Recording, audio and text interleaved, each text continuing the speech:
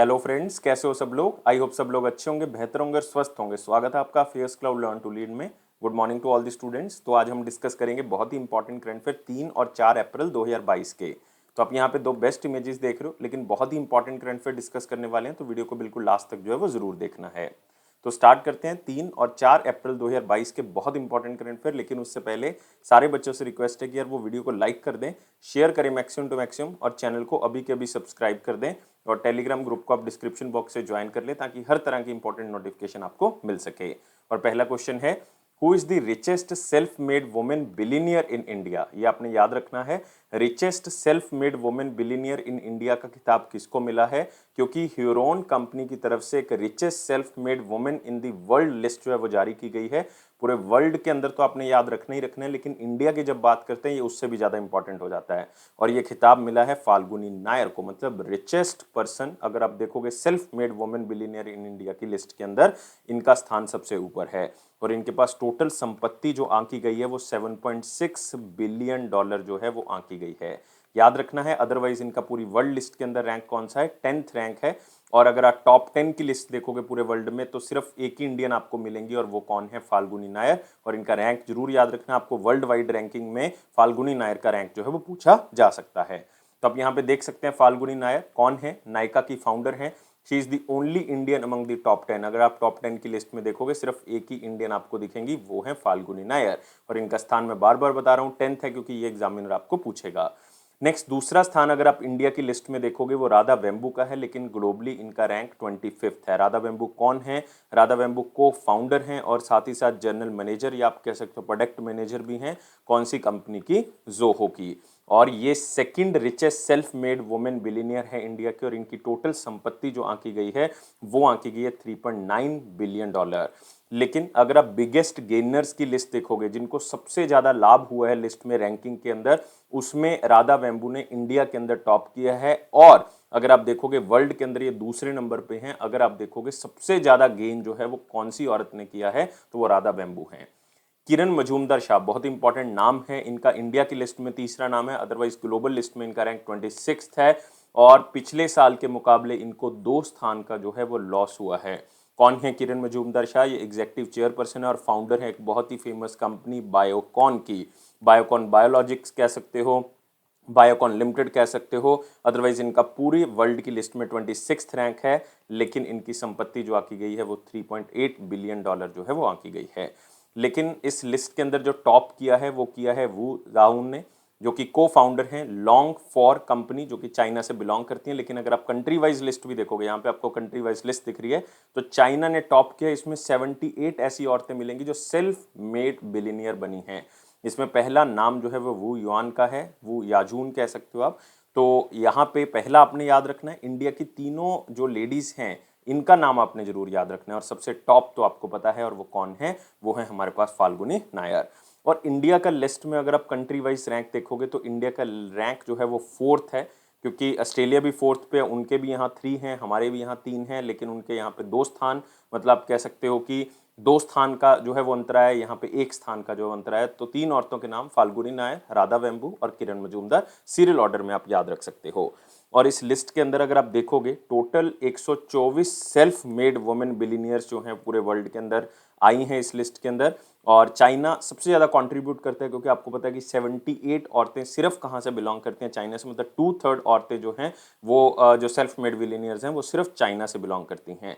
United states second number पे है, तीसरे पे यूनाइटेड किंगडम है, चौथे पे ऑस्ट्रेलिया और चौथे पे ही इंडिया है। ये चीज आपने जरूर याद रखनी है। इसी के साथ आते हैं अगले क्वेश्चन के ऊपर। Who has been appointed as the Director General of Geological Survey of India?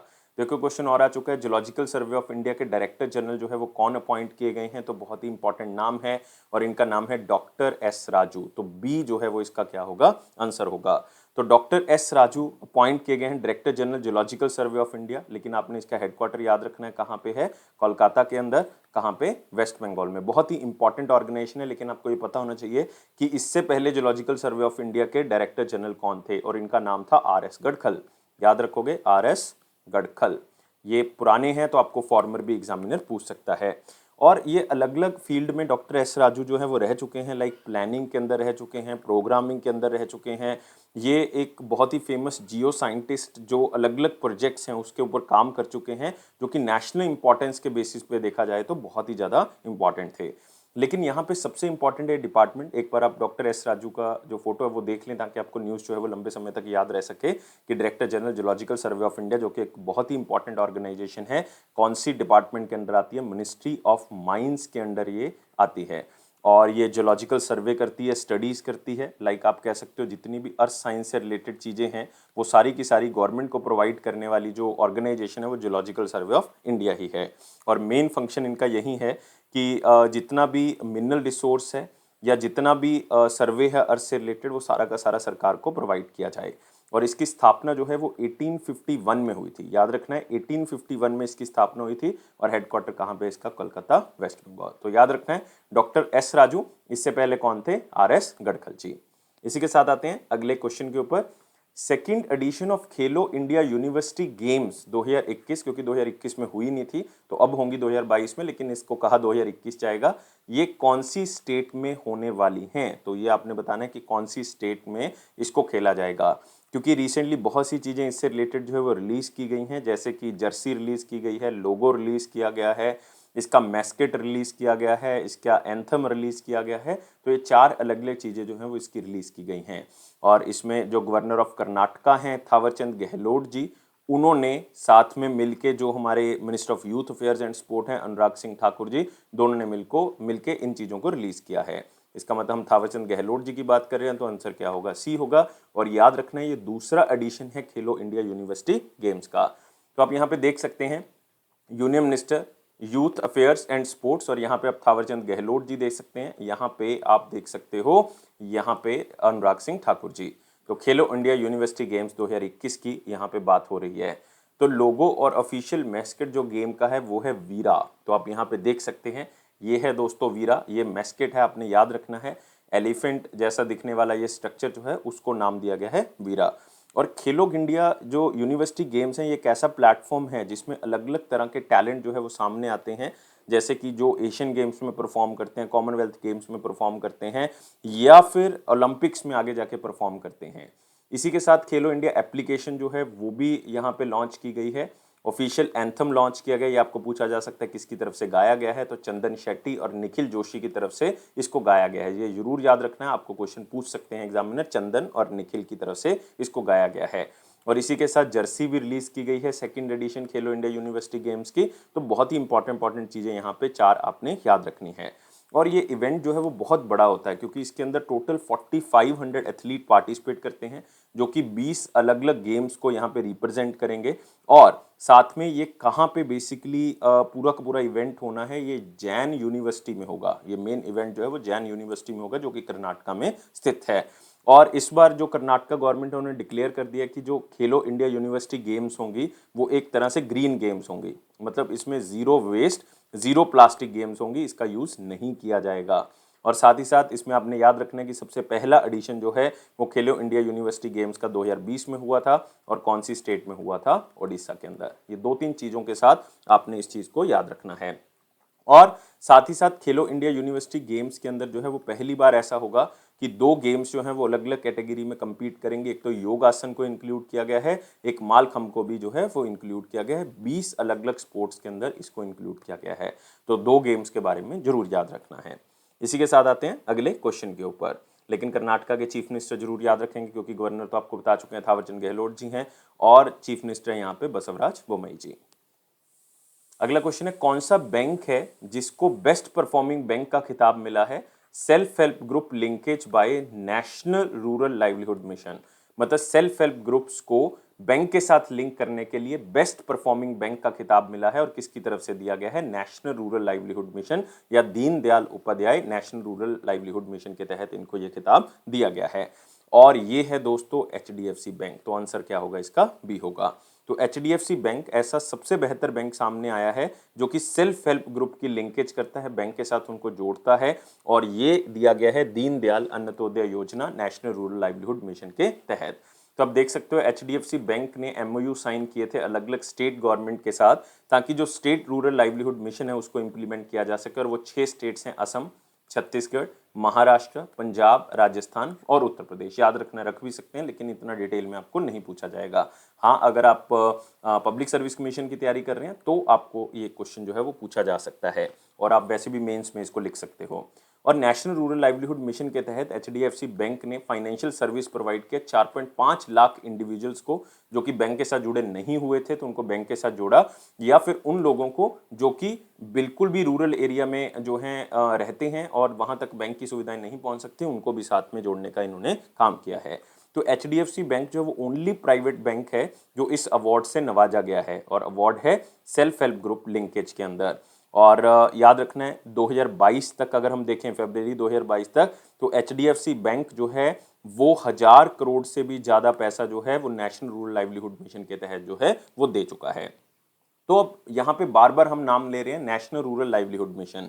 याद रखना है इसको मिनिस्ट्री ऑफ रूरल डेवलपमेंट की तरफ से लॉन्च किया गया था। कौन से ईयर में लॉन्च किया गया था? 2011 में। तो इसका मेन मकसद यही है कि गरीबी को खत्म करना है, पॉवर्टी को हमने खत्म करना है। और इसको कई जगह पे आजीविका मिशन के नाम से भी जाना जाता है, क्योंकि इसमें रोजगार प्रोवाइड करने की नीति जो है वो बनाई जाती है। और इसको सपोर्ट जो है वो वर्ल्ड बैंक प्रोवाइड करता है, क्योंकि इसमें फाइनेंशियल असिस्टेंस की मैक्सिमम जरूरत है और वो वर्ल्ड बैंक की तरफ से आती है। और इसमें इसका मेन मकसद यही है कि सेल्फ एम्प्लॉयमेंट अपॉर्चुनिटीज़ पैदा की जा सके, लोगों को आत्मनिर्भर बनाया जा सके, ताकि वो अपनी इनकम जो है वो बढ़ा सकें। तो यही है नेशनल रूरल लाइवलीहुड मिशन। और यहाँ पे बात कर रहे थे एचडीएफसी की। याद रखना है एचडीएफसी के जो चेयरमैन हैं वो हैं अतानु चक्रवर्ती या अतानु चक्रवर्ती, किसी भी तरह से नाम याद रखें। एमडी और सीईओ जो है वो शशिधर जगदीशन है। इसकी स्थापना 1994 में की गई थी। इसका हेडक्वार्टर जो है वो मुंबई है। और एचडीएफसी की टैगलाइन है we understand your world, we understand your world. और इसके चैट बोट का नाम याद रखें, चैट बोट का नाम है ईवा, ईवा। अगले क्वेश्चन के ऊपर आते हैं। अगला क्वेश्चन है वेरी इंपॉर्टेंट क्वेश्चन सेक्शन में, लेकिन वीडियो को लाइक करना है, शेयर करें मैक्सिमम टू मैक्सिमम, चैनल को अभी के अभी सब्सक्राइब कर लें, और टेलीग्राम ग्रुप को आप डिस्क्रिप्शन बॉक्स से ज्वाइन कर सकते हैं, ताकि हर तरह की इंपॉर्टेंट नोटिफिकेशन आप तक पहुंच सके। क्वेश्चन है what is the name of India's first private commercial imaging satellite, जो कि इमेज बहुत ही अच्छी रेजोल्यूशन के भेजेगा नीचे। तो ये पिक्सल की तरफ से लॉन्च किया गया है। तो सबसे पहले आपको पता होना चाहिए कि पिक्सल क्या है। पिक्सल इंडिया का एक स्पेस टेक्नोलॉजिकल स्टार्टअप है। ये क्या है? एक स्टार्टअप है जो कि स्पेस से जुड़ा हुआ है, और उसने इंडिया का पहला प्राइवेट कमर्शियल इमेजिंग सैटेलाइट जो है वो लॉन्च किया करेगा। वो अभी लॉन्च नहीं हो, उसका नाम जो है वो बताया गया है, और उसका नाम है शकुंतला। तो आंसर क्या होगा इसका? सी होगा। तो आप यहाँ पे देख सकते हैं ये one of the highest resolution hyper spectral commercial cameras जो हैं वो स्पेस में जाएंगे इस सैटेलाइट के थ्रू, और साथ ही साथ वो एक बहुत ही अच्छी रेजोल्यूशन की पिक्चर्स जो है वो यहाँ पे भेजेगा। लेकिन ये जो कमर्शियल आप कह सकते हो ये जो सैटेलाइट होगा, इमेजिंग सैटेलाइट, ये किसकी तरफ से लॉन्च किया जाएगा? ये स्पेसएक्स फैल्कन 9 रॉकेट की तरफ से लॉन्च किया जाएगा। ये ट्रांसपोर्टर 4 मिशन के तहत स्पेसएक्स जो है वो लॉन्च कर रहा है। तो आपको पता होना चाहिए कि ट्रांसपोर्टर 4 मिशन क्या है। तो ये स्पेस एक्स का 4th dedicated small satellite ride share launch है। मतलब आप कह सकते हो कि इसमें बहुत ज़्यादा इकट्ठी सैटेलाइट्स को जो है वो भेजा जाता है, उसको कहते हैं ट्रांसपोर्टर 4 मिशन। और आप कह सकते हो कि इसमें अलग अलग फेजेस में अलग अलग सैटेलाइट्स भेजे गए। जैसे कि आप कह सकते हो इसका फर्स्ट फेज जो है वो 2021 में था जैन के अंदर, तो उसमें टोटल 143 सैटेलाइट्स को भेजा गया। फिर ट्रांसपोर्टर 2 मिशन आया, वो 30 जून को भेजा गया 2021 में, और उसमें टोटल आप कह सकते हो कि 88 सैटेलाइट्स को जो है वो अलग अलग जगह पे भेजा गया। फिर ट्रांसपोर्टर 3 मिशन आया। ट्रांसपोर्टर 3 मिशन जो है वो आप कह सकते हो कि 2021 में ही भेजा गया, लेकिन उसमें 105 स्पेसक्राफ्ट को लॉन्च किया गया। अब ये ट्रांसपोर्टर 4 मिशन के तहत जो है वो इसको लॉन्च किया जाएगा। और शकुंतला जो है वो पिक्सल का 36 सैटेलाइट प्लान्ड कॉन्स्टेलेशन है, मतलब बहुत ही हाई रेजोल्यूशन इमेजेस जो है वो वहां पे भेजेगा। और आपने याद रखना है शकुंतला जो है वो जो कि पिक्सल की मदद से भेजा जाएगा, वो एक इमेजिनरी सैटेलाइट है। आप कह सकते हो एक अलग अलग तरह की इमेजेस यहाँ पे भेजेगा, जिसमें हम अलग अलग तरह के सर्वे कर सकते हैं, जैसे कि नेचुरल गैस लीकेज तो नहीं हो रही कहीं पे, डिफोरेस्टेशन कितनी हो रही है, मेल्टिंग जो हो रही है, आइस कैप्स जो मेल्ट हो रहे हैं, जो पिघल रहे हैं ग्लोबल वार्मिंग के कारण, पोल्यूशन कितना है, क्रॉप या फसल की हेल्थ कितनी है। ये सारी चीज़ें जो है वो हम इन इमेजिंग के थ्रू जो है वो जान सकते हैं। और इसका जो वेट है वो 15 केजी से भी कम है। और Shakuntala is capable of capturing orbital images of more than 150 bands of colour from the visible and infrared spectrum with the resolution of 10 metre per pixel. In simple word आप ये कह सकते हो कि बहुत ही अच्छी इमेजेस भेजेगा जिसमें आप सारी चीज़ें जो हैं वो जान सकते हो। तो ये सारी चीज़ें आपने याद रखनी है और सैटेलाइट का नाम जो है वो जरूर याद रखें। ये कमर्शियल इमेजिंग सैटेलाइट है, तो ये इमेजेस भेजेगा बहुत ही अच्छी रेजोल्यूशन की, और इसका नाम है शकुंतला। लेकिन इसको लॉन्च कौन करेगा? स्पेसएक्स करेगा। अगले क्वेश्चन के ऊपर आते हैं। Which company launched grain bank loyalty card for farmers? Farmers को एक कार्ड दिया जाएगा जिसका नाम होगा grain bank loyalty card for farmers, और इसमें हर तरह की सुविधा किसान को दी जाएगी ताकि वो ऑनलाइन जो है वो अपनी फसल को अपडेट कर सके और सारी सुविधाएं उसको ऑनलाइन ही मिल सकें। और इसको ग्रेन बैंक के नाम से आपने याद रखना है, और ये लॉन्च किया है एर्गोस बिजनेस सोल्यूशन की तरफ से। तो आंसर क्या होगा इसका? डी होगा।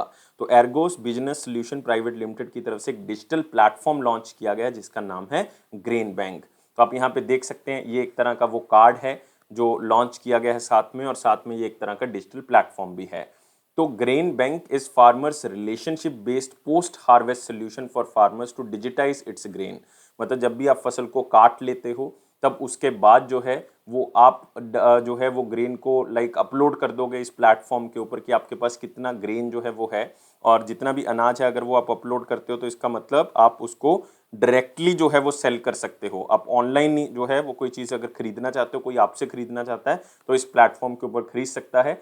अगर आप इस धान को रख के या इस ग्रेन्स या इस अनाज को रख के आप कोई लोन लेना चाहते हो वो भी आपको यहीं से मिल जाएगा। तो ग्रेन बैंक जो है वो फार्मर्स की प्रोफाइल को अपने आप ही देख लेता है क्योंकि आर्टिफिशियल इंटेलिजेंस बेस्ड है, और आपका क्रॉप रिलेटेड जितना भी डाटा होगा वो अपने आप ही ये एनालाइज करेगा। सिर्फ आपने अपना डाटा जो है वहां पे ऐड करना है कि इतना अनाज जो है वो हुआ है।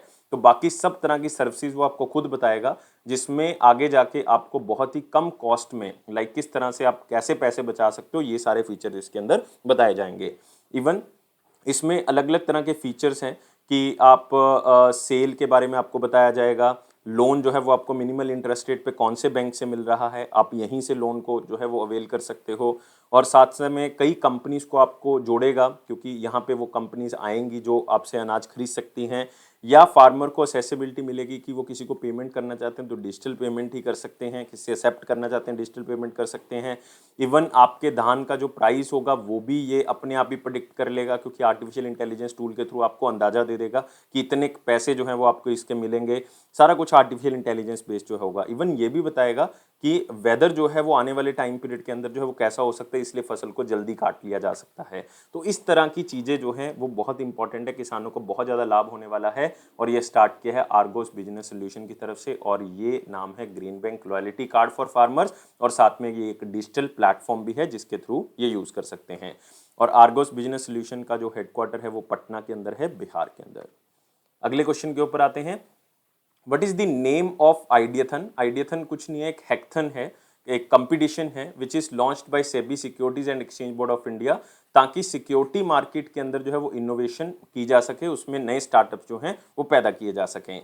तो आपको पता होना चाहिए कि सेबी के जो चेयरमैन हैं, करंटली जो चेयरमैन आई हैं वो हैं मधाबी पुरी। तो याद रखना है क्या नाम है उनका? मधाबी पुरी। उन्होंने इस आइडियाथन का लॉन्च किया है। ये एक तरह की हैकथन, एक कंपटीशन है ताकि मैक्सिमम टू मैक्सिमम इनोवेशन जो है वो सिक्योरिटी मार्केट के अंदर की जा सकें, और उस आइडियाथन का नाम है, उस हैकथन का नाम है मंथन। तो आप देख सकते हैं सेबी ने इस आइडियाथन, इस हैकथन को लॉन्च किया जिसका नाम है मंथन, ताकि सिक्योरिटी मार्केट के अंदर इनोवेशन हो सकें। तो फाइनेंशियल टेक्नोलॉजिकल अडॉप्शन सिक्योरिटीज के मार्केट के अंदर आ सके, नए आइडियाज आ सकें, तो उसके लिए अपॉर्चुनिटी दी गई है ताकि मैक्सिमम टू मैक्सिमम लोग इसके अंदर पार्टिसिपेट करें। तो आप कह सकते हो कि ये डेमोक्रेटाइज करेगा फाइनेंशियल सर्विसेज को, क्योंकि नई इनोवेशन आएगी और नए अफोर्डेबल तरीके जो है वो ढूंढे जाएंगे लोगों के लिए, ताकि लोग जो हैं वो ज़्यादा से ज़्यादा सिक्योरिटी मार्केट के अंदर किस तरह से पार्टिसिपेट कर सकते हैं और अपने आप को सेफ भी रख सकते हैं। और ज़्यादा से ज़्यादा लोगों को फाइनेंशियल इंक्लूजन के साथ जोड़ा जाएगा। मतलब आप कह सकते हो ज़्यादा से ज़्यादा लोगों को पैसे वाली इंडस्ट्री के साथ जोड़ा जाएगा, जहाँ पे उनको रिटर्न जो है वो अच्छी मिल सकती है। इसी को हम कहते हैं फाइनेंशियल इंक्लूजन। और मंथन जो है वो एक नए आइडियाज़ लेके आएगा, क्योंकि बहुत से लोग इस कंपटीशन के अंदर पार्टिसिपेट करेंगे और सिक्योरिटी इंडस्ट्री के अंदर बहुत ज़्यादा सोल्यूशन जो है वो सामने आ सकते हैं, जो प्रॉब्लम्स है वो इनको बताई जाएंगी और जिस तरह से ये नए आइडिया जो है वो निकालेंगे अपने इनोवेशन आइडिया के थ्रू। इसमें 10 विनर्स जो हैं वो चुने जाएंगे और 10 विनर्स को 5 लाख रुपए जो हैं वो हर बंदे को दिए जाएंगे और ये प्राइस डिस्ट्रीब्यूशन जो है वो बताया गया है सेबी की तरफ से। और याद रखना है सेबी के चेयरमैन जो हैं वो करंटली मदाबीपुरी और फर्स्ट वुमेन चेयरपर्सन है सेबी की जो बनाई गई हैं। और सेबी की स्थापना जो है वो 1988 में हुई थी, लेकिन ये स्टैट्यूटरी बॉडी सेबी एक्ट जो है वो 1992 में बना है और सेबी का जो हेडक्वार्टर है वो कहाँ पे है, मुंबई के अंदर। अगले क्वेश्चन के ऊपर आते हैं। Who authored a new novel, एक नॉवल लिखी गई है जिसका नाम है क्वीन ऑफ फायर। तो याद रखना है, नाम बहुत इंपॉर्टेंट है। और ये बुक किसके ऊपर लिखी गई है, रानी लक्ष्मीबाई के ऊपर लिखी गई है। और ये बुक किसने लिखी है, ये लिखी है देविका रंगाचारी ने। तो आंसर क्या होगा हमारे पास यहाँ पे, सी होगा।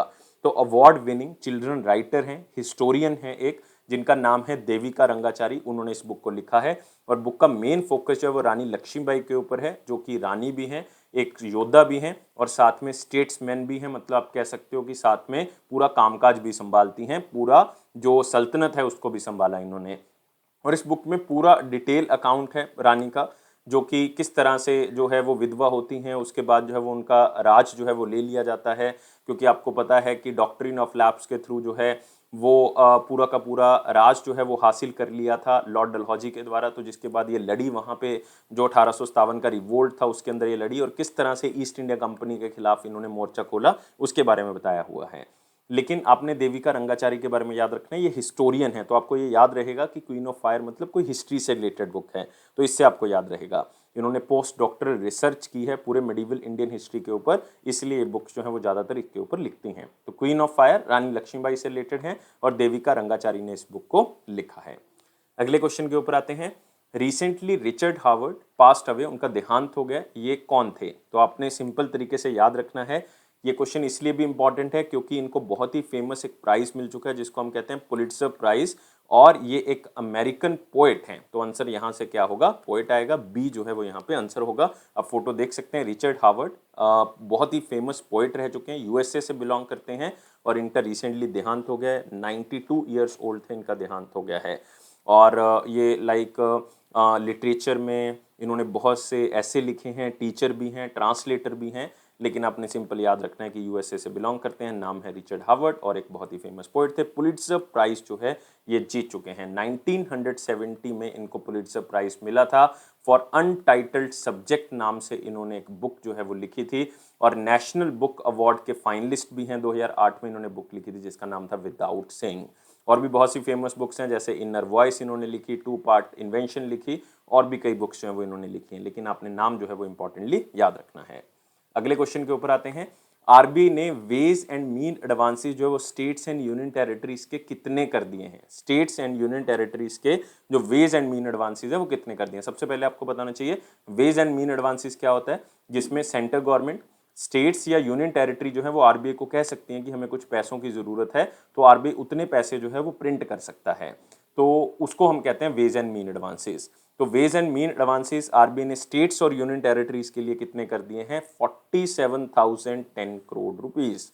तो ऑलमोस्ट 47,000 करोड़ आप याद रख सकते हो कि वो 47,000 करोड़ रुपीस जो हैं वो आरबीआई को कह सकते हैं प्रिंट करने के लिए किसी भी अनसर्टेनिटी के अंदर, और ये 1 अप्रैल 2022 से लागू हो चुका है। इससे पहले जो है वो 51,560 करोड़ थे, लेकिन अब उससे कम करके जो 47,000 कर दिया है, क्योंकि कोविड के कारण आरबीआई ने जो है वो वेज एंड मीन एडवांसेस बढ़ाए हुए थे। तो अब देख सकते हो आरबीआई ने वेज एंड मीन एडवांसेस को फिक्स कर दिया 47,010 करोड़ रुपए के अंदर। और वेज एंड मीन एडवांसेस आपको पता है एक टेम्परेरी एडवांस है, क्योंकि वो वापस करना होता है स्टेट और यूनियन टेरिटरी या सेंट्रल गवर्नमेंट ने 90 दिनों के अंदर अंदर, और ये आरबीआई प्रोवाइड करता है ताकि कोई भी अगर दिक्कत आ चुकी है गवर्नमेंट को तो वो पैसे जो है वो आरबीआई की तरफ से दिए जाएंगे। और ways and mean advances government of India के लिए कितने हैं फाइनेंशियल ईयर 23 में, और खास करके फर्स्ट हाफ जो है फाइनेंशियल ईयर 23 का जो अभी स्टार्ट हो चुका है 1 अप्रैल को, तो उसमें 1.5 लाख करोड़ है। तो सेंट्रल गवर्नमेंट के लिए 1,50,000 करोड़ है, लेकिन स्टेट्स और यूनियन टेरिटरी के लिए वो 47,010 करोड़ है। तो याद रखना है जो इंटरेस्ट रेट इसके ऊपर होता है वो डिसाइड किया जाता है रेपो रेट के बेसिस पे। मतलब अगर आप 90 दिन से ज़्यादा यूज़ करते हो तो आपको रेपो के ऊपर जो है वो 2% इंटरेस्ट अलग से देना पड़ता है, लेकिन अलग अलग क्राइटेरिया है, आपने याद रखना है कि जनरली ये रेपो रेट के बेसिस पे डिसाइड किया जाता है। नेक्स्ट आते हैं अगले क्वेश्चन के ऊपर, कौन सा बैंक ऐसा है जिसने एक मेमोरेंडम ऑफ अंडरस्टैंडिंग साइन किया है software technology parks of India के साथ, और साथ में software technology park of India का नेक्स्ट जो प्लेटफॉर्म है ताकि इनोवेशन को बढ़ाया जा सके, नए आइडियाज को प्रमोट किया जा सके। और यहाँ पे ये बैंक हमारे पास कौन सा है, ये बैंक है हमारे पास इंडियन ओवरसीज बैंक। तो आंसर यहाँ पे क्या होगा, सी होगा। तो आप यहाँ पे देख सकते हैं ये एक तरह का फिन ब्लू इनिशिएटिव है ताकि इनोवेशन को प्रमोट किया जा सके फाइनेंशियल टेक्नोलॉजीज के अंदर। और यहाँ पे आपको पता होना चाहिए कि फिन ब्लू इनिशिएटिव क्या है। ये एक financial technological centre of entrepreneurship बनाने के बारे में बात कर रहे हैं, कहाँ पे, चेन्नई के अंदर। तो उसको कहते हैं फिन ब्लू इनिशिएटिव। तो उसके तहत जो है वो नई इनोवेशन जो है वो प्रमोट की जाएगी, इसलिए इसको नाम दिया गया फिन ब्लू। और इसमें याद रखना है ये financial technology centre of entrepreneurship जो है वो बनाया जाएगा, किसके द्वारा बनाया जाएगा, software technology parks of India की तरफ से। कहाँ पे, चेन्नई तमिलनाडु के अंदर। तो वहाँ पे इनोवेशन को प्रमोट किया जाएगा, इसको कहते हैं फिन ब्लू इनिशिएटिव। और इसमें अलग अलग तरह के स्टार्टअप्स को आगे बढ़ाया जाएगा, उनको हर तरह की फैसिलिटी प्रोवाइड की जाएगी, लाइक उनको मेंटरशिप चाहिए, गाइडेंस चाहिए, फाइनेंशियल असिस्टेंस चाहिए, इन्वेस्टर्स के साथ जोड़ना है, ये सारी चीज़ें इस सेंटर ऑफ एंटरप्रेन्योरशिप के अंदर प्रोवाइड की जाएंगी, जो कि फिन ब्लू इनिशिएटिव के अंदर लिया जाएगा। तो आपने यहाँ पे याद रखना है सिंपल कि नए आइडियाज़ को प्रमोट करना है, नए स्टार्टअप्स को लेके आना है। तो software technology parks of India, software technology park of India का नेक्स्ट प्लेटफॉर्म, और इंडियन ओवरसीज बैंक, क्योंकि फाइनेंशियल असिस्टेंस तो इंडियन ओवरसीज बैंक की तरफ से दी जाएगी। और software technology park of India के बारे में याद रखना है, ये एक साइंस एंड टेक्नोलॉजी ऑर्गेनाइजेशन है जो ministry of electronics and information के अंदर आती है, जो कि नई इनोवेशंस को प्रमोट करने के लिए बनाया गया है, इंडिया में ही सॉफ्टवेयर को डिजाइन करने के लिए इंडिजीनियसली, उसके लिए इसको बनाया गया है। और इसके डायरेक्टर जनरल कौन है software technology parks of India के, ये हैं अरविंद कुमार, अरविंद कुमार। और इंडियन ओवरसीज बैंक के बारे में याद रखें, इंडियन ओवरसीज बैंक की स्थापना 1937 में की गई थी। इसका हेडक्वार्टर जो है वो चेन्नई के अंदर है। इसकी टैगलाइन है good people to grow with, good people to grow with. और इसके मैनेजिंग डायरेक्टर और सीईओ हैं पार्था प्रीतम सेन गुप्ता, पार्था प्रीतम सेन गुप्ता। अगले क्वेश्चन के ऊपर आते हैं, कौन सी स्टेट और world wide fund for nature India ने एक पैक्ट साइन किया है ताकि स्टेट के लिए बायोडाइवर्सिटी स्ट्रेटेजी बनाई जा सके और उसकी बायोडाइवर्सिटी के लिए हम काम कर सके, मतलब उसके लिए एक्शन प्लान जो है वो तैयार करना है। कौन सी स्टेट की यहाँ पे बात हो रही है, तो याद रखना यहाँ पे बात हो रही है अरुणाचल प्रदेश की। तो आंसर क्या होगा इसका, ए होगा। तो आप देख सकते हो ये एक्शन प्लान जो है वो एक मल्टी स्टेक होल्डर कंसल्टेशन है, मतलब अलग अलग तरह से लोग जो है वो यहाँ पे मिलेंगे जो कि बायोडाइवर्सिटी से जुड़े हुए हैं, और साथ में एक अप्रोच डिसाइड करेंगे जिसमें एक ऐसा एक्शन प्लान तैयार किया जाएगा जिसमें नेचर कंट्रीब्यूशन जो है वो लोगों तक पहुंच सके। मतलब जो नेचर है हमारी, जो पूरा का पूरा इन्वायरमेंट है हमारा, वो लोगों तक पहुंच सके और लोग उस इन्वायरमेंट के अंदर जो हैं वो रह सकें और हमारे इन्वायरमेंट को बचाया भी जा सके। और ये अरुणाचल प्रदेश वैसे भी इंपॉर्टेंट है क्योंकि अरुणाचल प्रदेश ऑलरेडी जो है वो 2021 में नवंबर में एक Pakke tiger reserve 2047 declaration on climate resilient and responsive Arunachal Pradesh जो है वो डिक्लेयर कर चुका है, जिसमें अरुणाचल प्रदेश के 5 सिद्धांतों के ऊपर काम करना है, जिसमें क्लाइमेट रेजिलिएंट डेवलपमेंट जो है वो स्टेट की करनी है, जिसमें अरुणाचल प्रदेश को डेवलप करना है। इसको कहा गया पैकेट टाइगर रिजर्व 2047 डिक्लेरेशन, क्योंकि टारगेट 2047 तक के हैं। और 2047 इसलिए भी हम कहते हैं क्योंकि 100 साल इंडिया पूरे करेगा आज़ाद होने के, तो इसलिए 2047 डिक्लेरेशन है।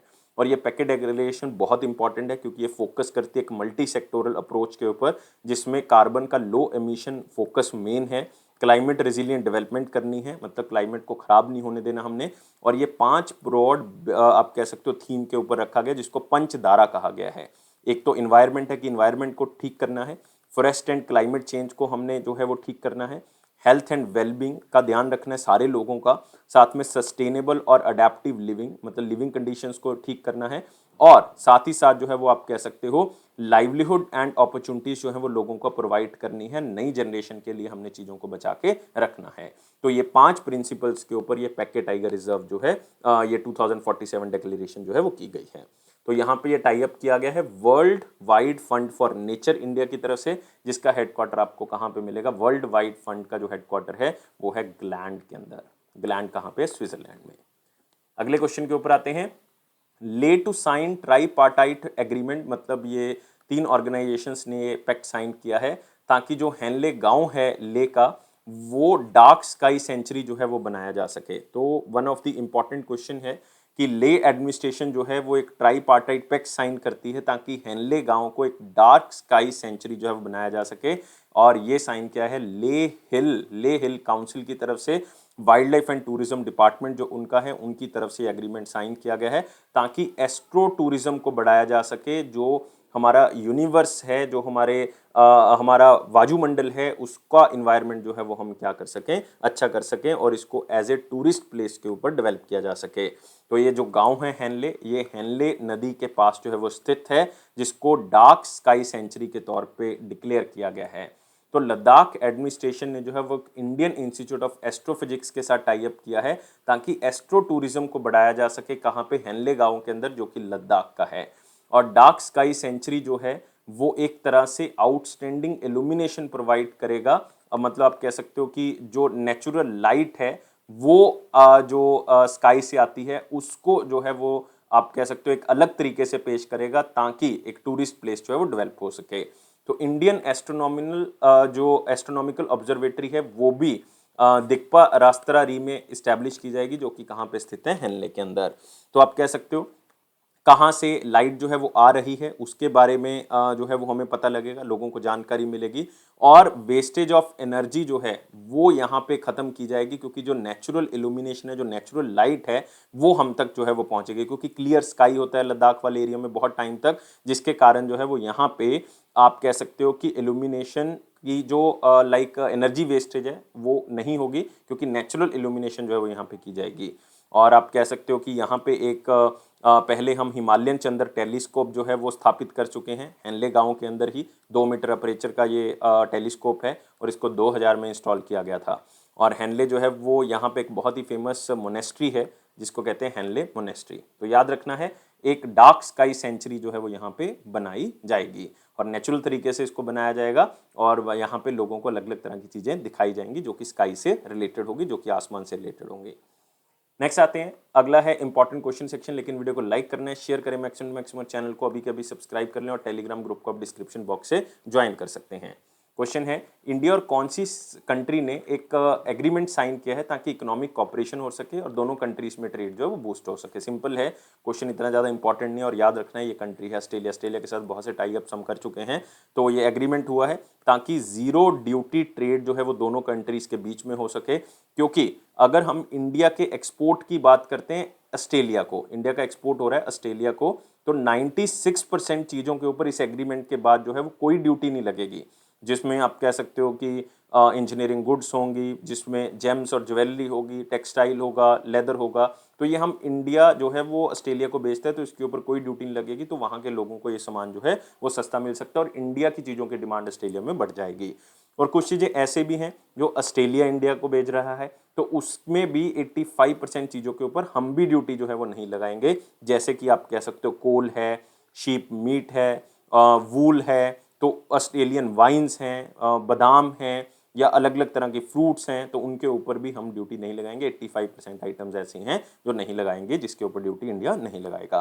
तो दोनों के बीच में एक तरह का ये फ्री ट्रेड एग्रीमेंट जो है वो साइन हुआ है। और Australia 17th largest trading partner है इंडिया का। और बहुत सी चीज़ें जो है वो न्यू दिल्ली से कैनबरा पहुंचती है और कैनबरा से न्यू दिल्ली आती है। मतलब हम कैपिटल्स की बात कर रहे हैं।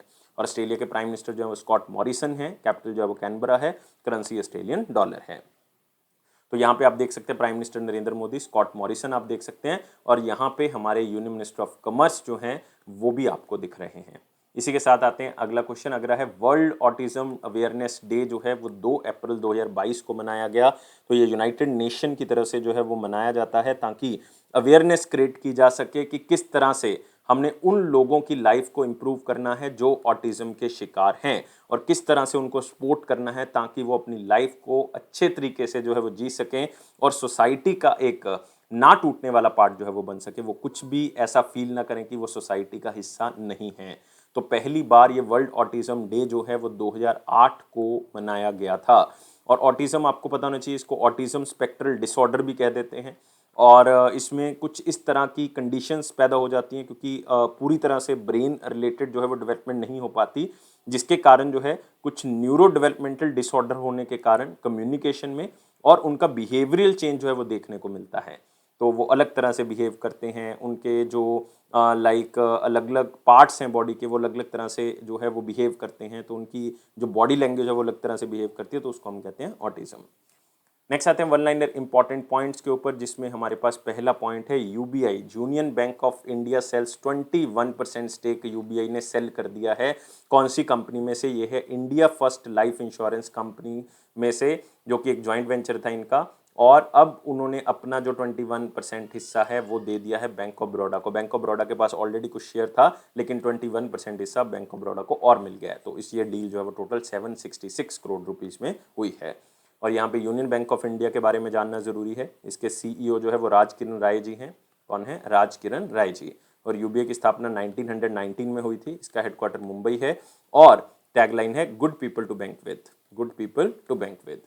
यूनियन गवर्नमेंट ने फॉरेन ट्रेड पॉलिसी जो है वो 6 महीने के लिए और एक्सटेंड कर दी है। तो सिंपल है, इसमें आप कह सकते हो कि जो डिपार्टमेंट ऑफ इकोनॉमिक अफेयर्स है उसने ये किया है, और ये पूरी की पूरी फॉरेन पॉलिसी जो है वो 6 महीने एक्सटेंड कर दी। इसमें कुछ याद रखने वाला नहीं है, सिर्फ इतना कि याद रखें कि 6 महीने बढ़ा दी है। फाइनेंस मिनिस्ट्री जो है उसने इंटरेस्ट रेट जो स्मॉल सेविंग स्कीम्स हैं उसको फिर से चेंज नहीं किया। Q1 फाइनेंशियल ईयर 23 की हम यहाँ पे बात करें, मतलब हम बात करें यहाँ पे अप्रैल से लेके जून 2023 तक, तो कोई भी रेट ऑफ इंटरेस्ट चेंज नहीं किया गया मिनिस्ट्री ऑफ फाइनेंस की तरफ से। लाइक आप कह सकते हो कि जो नेशनल सेविंग सर्टिफिकेट है एनएसएस, उसके ऊपर 6.8% पहले था, अब भी 6.8% है। जो सीनियर सिटीजन सेविंग स्कीम्स हैं उसके ऊपर 7.4% है। पब्लिक प्रोविडेंट फंड स्कीम के ऊपर 7.1% है। किसान विकास पत्र के ऊपर 6.9% है। सुकन्या समृद्धि अकाउंट स्कीम के ऊपर 7.6 है। मतलब जो Q4 में था फाइनेंशियल ईयर 22 में, वही इंटरेस्ट रेट सेम रखा गया है। नेक्स्ट है हमारे पास IOM। IOM का मतलब जो है वो आपने याद रखना है, और इसका मतलब है इंटरनेशनल ऑर्गेनाइजेशन ऑफ माइग्रेशन, याद रखोगे। और इन्होंने जो नीति आयोग के साथ मिलके जो है वो एक नेशनल पैनल डिस्कशन के ऊपर जो है वो काम किया है, ताकि सेफ माइग्रेशन के ऊपर फोकस किया जा सके। और इन्होंने आप कह सकते हो एक कॉन्क्लेव ऑर्गेनाइज की, जिसमें लिखा हुआ है the impact of covid on migration, क्योंकि कोविड-19 के कारण बहुत से लोग इधर उधर मूव नहीं कर पाए, तो माइग्रेशन जो है वो बहुत ही कम हुई, जिसका इफेक्ट जो है वो इस पैनल डिस्कशन के अंदर जो है वो किया गया है। नेक्स्ट, इंडिया ने $5 लाख जो है वो United nation women core budget के अंदर जो है वो पेश किए हैं। लास्ट ईयर भी इंडिया ने जो है वो इसके अंदर कुछ पैसा दिया था, लेकिन अब जो है वो ये पैसा बढ़ा के 5 लाख कर दिया। पहले जो है वो $3 लाख जो है वो दिए गए थे।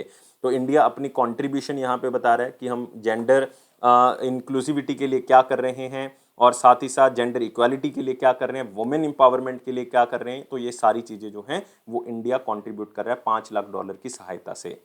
Next, international children book day जो है वो 2 अप्रैल को मनाया गया। तो सिंपली याद रखें, ये बच्चों को प्रोत्साहित करता है ताकि रीडिंग हैबिट जो है वो बढ़ाई जा सके, और साथ में बुक्स के तरफ प्यार जो है वो थोड़ा सा इंक्रीज किया जा सके। आप लोगों को भी कहना चाहूँगा कि जितनी नॉलेज आपको बुक से मिल सकती है, उतनी नॉलेज आपको डिजिटली नहीं मिल सकती। और आपके पास फिजिकल अगर बुक प्रेजेंट है और आप डिजिटली पढ़ रहे हो तो बहुत ज़्यादा डिफरेंस है उसमें। तो इसलिए जो नॉलेज, कोई भी शॉर्टकट आपने नहीं लेना, बुक्स से जो नॉलेज आपको मिलेगी वो हमेशा आपको याद रहेगी। तो इसी काम के लिए जो है वो इस दिन को मनाया जाता है, ताकि लोगों को अवेयर किया जा सके। और थीम क्या है? Stories are wings that help you soar every day. तो याद रखना है, थीम जो है वो बहुत इंपॉर्टेंट है। नेक्स्ट आते हैं क्वेश्चन ऑफ द डे। 2 अप्रैल 2022 का क्वेश्चन क्या था? इंश्योरेंस रेगुलेटरी डेवलपमेंट अथॉरिटी का हेडक्वार्टर जो है वो कहाँ पे स्थित है? तो सारे बच्चों को पता होगा कि insurance regulatory and development authority जो है वो एक रेगुलेटरी बॉडी है जो मिनिस्ट्री ऑफ फाइनेंस के अंडर आती है, और ये अलग अलग इंश्योरेंस बॉडीज़ को लाइसेंस देने में जो है वो लाइक अपनी राय देती है, और साथ ही साथ जो है वो उनको लाइसेंस जो है वो प्रोवाइड करती है। इवन जो इंडस्ट्री है उसको अलग अलग तरह से इंश्योरेंस के क्या बेनिफिट्स हो सकते हैं वो बताए जाते हैं। तो इंश्योरेंस रेगुलेटरी डेवलपमेंट अथॉरिटी एक तरह से जितनी भी इंश्योरेंस कंपनीज हैं उनको कंट्रोल भी करती हैं, और अलग अलग इंश्योरेंस कंपनीज को लाइसेंस भी प्रोवाइड करती है। और इसकी स्थापना जो है वो 1999 में की गई थी, और इसका हेडक्वार्टर कहाँ पे दोस्तों? हैदराबाद, तेलंगाना के अंदर। याद रखना है, आंसर क्या होगा इसका? बी होगा। लेकिन एक चीज़ याद रखनी है, इसके नए चेयरमैन, इससे पहले सुभाष चंद्र खुंतिया थे, लेकिन अब इनके नए चेयरमैन आ चुके हैं और उनका नाम है देबाशीष पांडा। ये बहुत इंपॉर्टेंट क्वेश्चन है, याद रखोगे। अगले क्वेश्चन के ऊपर आते हैं। Question of the day. Question of the day कहता है when the computers are not functioning in the bank, उसको टेक्निकली किस नाम से जाना जाता है। बहुत ही सिंपल सा क्वेश्चन है, आप मुझे कमेंट बॉक्स में बताएंगे, क्योंकि इसमें दो ऑप्शंस मैं आपको ऑलरेडी बता चुका हूं, तो एक आंसर जो है वो होगा। तो आंसर मुझे कमेंट बॉक्स में बताना है, लेकिन वीडियो को लाइक करें, शेयर करें मैक्सिमम टू मैक्सिमम, और चैनल को अभी कभी सब्सक्राइब कर लें, और टेलीग्राम ग्रुप से आप जो है वो सारी तरह की इंफॉर्मेशन जान सकते हो, लेकिन बेल बटन को जरूर प्रेस करें ताकि आपको ऑफिशियल नोटिफिकेशन का पता लग सके कि वीडियो अपलोड हो चुकी है। यह फेयर्स क्लाउड का प्रॉमिस है कि आपके कॉन्फिडेंस को जरूर बूस्ट करेगा, इसी तरह से हमें सपोर्ट करते रहें। लेकिन आपने लाइफ को बहुत ज्यादा सीरियस नहीं लेना, हमेशा खुश रहें स्माइली की तरह। Thank you guys, take care and bye bye.